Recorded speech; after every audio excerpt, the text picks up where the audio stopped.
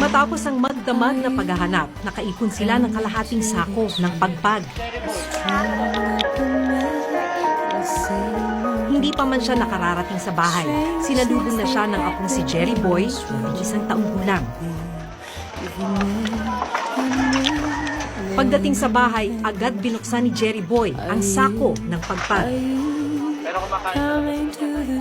Dahil sa gutom sa umagang yon, hindi na nagawang hugasan ni Jerry Boy ang mga tilang pagkain, gaya ng pritong manok.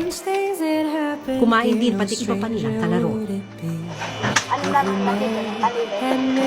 Kaya kahit anong nakain ko. Paano malalaman kung malinis? Pwede na kainin. May ibang panis. Ako naman talaga. Pag di na to, So yan, yung mga napilian nyo na. Yung pwede pa. Oo. Presentation. Pag sa'y medyo panis-panis na, hindi namin sali, ilagay pa sa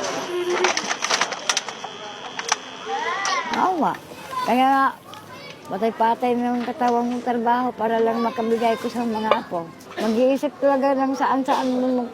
Kaya lang mapipilitan mong trabaho ay para mayroon akong ibabigay.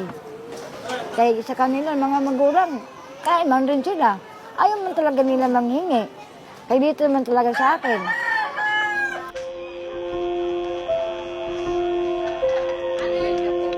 Matapos kumain ng mga tirang manok, ibinigay naman ni Lola Corazon ang nakita niyang tinapay sa mga apo.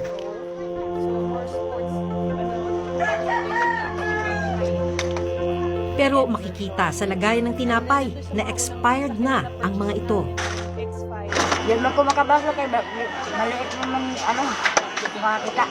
Kasi kung di po pwede maasim, hindi ka kung maasim, baka naman. Kasi kaya rin pa.